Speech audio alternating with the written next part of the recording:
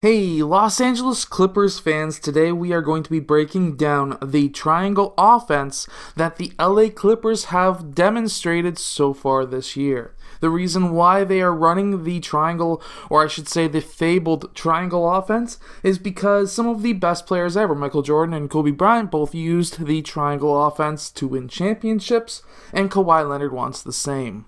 Now, in this first triangle play, what we're going to have is the point. We're going to be having our players obviously lined up here across the free throw line, extended with another player up top. This is how the triangle offense essentially starts. These are the locations for each player, and sometimes this location is also down in the low post, so keep that in mind. To enter into the triangle in this first play, what we're going to have is the pass over to the wing.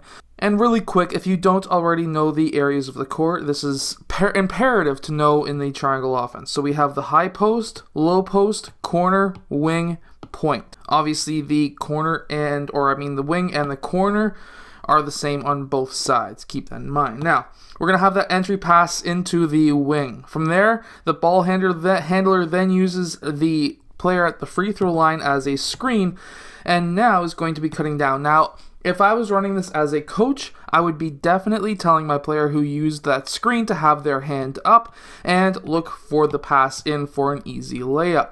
But obviously this next part of the play, or at least this Clippers version of this play, is not necessarily looking to score off of that first pass. They're going to continue this through. Now, that high post player, he's going to be going to set that screen for Williams, who is the current wing player who has that ball. Now that screen's going to be set, but he is not going to be using that screen. Now there's a good reason for this. So there's a couple of different options that we can take. We can take the drive and hope that there's no help defense and get an easy layup. We can also use that screen and hit up this player who is popping up top after using the staggered screen. Or we can attack, swing the ball back up to the player who just screened for you, but you didn't use the screen, and then they'll swing it over to this player who is now cutting up. But in this play, as we can see, we have Williams attack that basket, which then draws in the help defender plus the initial defender on the player who was at the point. Now, this is very beneficial for him. So, of course, he could send up a floater, get it over top of the defense, and he'll be all set. He can drive a little bit farther, have what looks to be Zubac attacking the rim or cutting to the rim because his his defender is now playing help and he is left wide open. He can get the nice easy pass for a dunk or a layup, maybe an alley-oop, depending on how high he can jump. Or Williams can attack. If he is still covered attacking the rim by Davis, this player is still going to be popping out and he will be absolutely wide open. And we've seen all of these options happen so far this year with the Lakers, but in this clip that I have here, we're going to pass it into Zubac for the nasty slam. Now, this is an example of the same play, but a couple of different options happen. So we still have that screen up top at the free throw line. Now, instead, he attacks the basket. We're getting that staggered screen set up here, but instead, we're going to pass that ball back to now, in this case, Kawhi Leonard, who was the initial high post player. Remember, we have that player coming off that staggered screen. He could be an option, or if Kawhi Leonard is now good enough, or your player in this position is good enough, he can take his man one-on-one. Maybe there's a mismatch or whatever.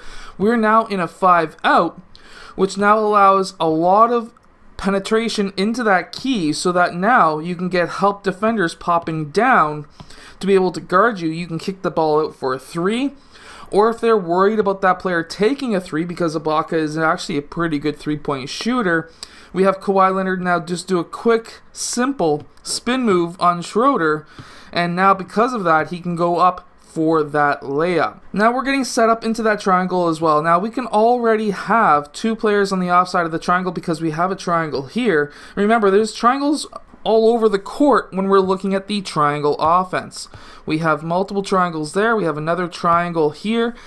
So we've got multiple different options that we can use. So now we're on the wing on this side. We pass to the wing. Now we're going to be cutting towards the basket, but instead of using that high post player as a screen, he's going to get that ball. Now, this player who was initially cutting, he's going to look to post up his player really quick. This could be a nice high to low pass, especially against a zone defense. This is going to be very beneficial to us.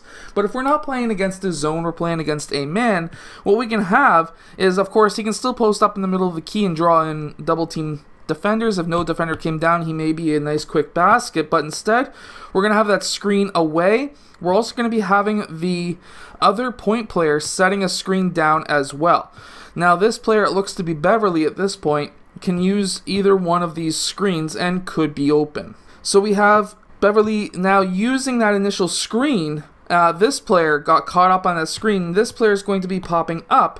Now, another option that can happen as well is this player could, instead of screening down for Beverly, he can set a screen for, or a delayed screen for, in this case, Paul George. Now, that's what he does here. Paul George pops up, and he may have been open for a three-point shot, but we have the ball handler who was able to locate Beverly down underneath the basket, who was wide open, and there's absolutely nothing the defense can do other than hope that Beverly misses the shot more than once. So as we can see, we had the triangle starting to set up on this side. We have the two players on the off side, or the other side of the court. They had a down screen. This player popped up. Now that player is going to get that ball. Now what are we going to do? Well, we're going to be looking to reverse it at this point. There's a couple of different ways that we can reverse into a triangle on this side. And of course, one of the ways to do that is by having Ibaka, what looks to be Ibaka, set a screen for Beverly. Beverly is going to be cutting through, and then at the same time we want to have a post player on that side, and what we're going to do to get that post player is to set a screen for Kawhi, who is along the corner, and he's going to be going to that low post. Now we have set up the triangle. From there we have a player at the point and then Ibaka on the weak side, and we're going to be going to reverse again. This time when we reverse, we're going to have Ibaka come towards the high post, the pinch post. Now if you're wondering what these graphics are laying over top, this is actually just a video that I've gathered from B-Ball Breakdown, and I am reusing it with my own demonstrations on these plays. Beverly is now going to cut down really quickly to the low post, acting like he's going to be really covering the whole baseline, cutting the whole baseline out towards that wing, but instead we're going to have Ibaka screen for the ball handler.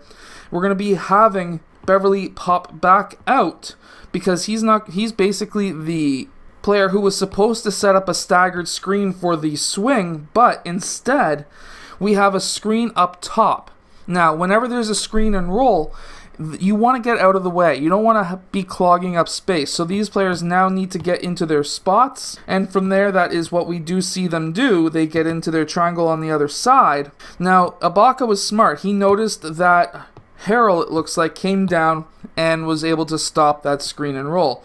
Well, now what's going to happen at that point, instead of cutting and really just clogging up the middle of the key, he could have just had a quick screen away. That player comes, nice quick three-point shot, but instead they got called for the foul.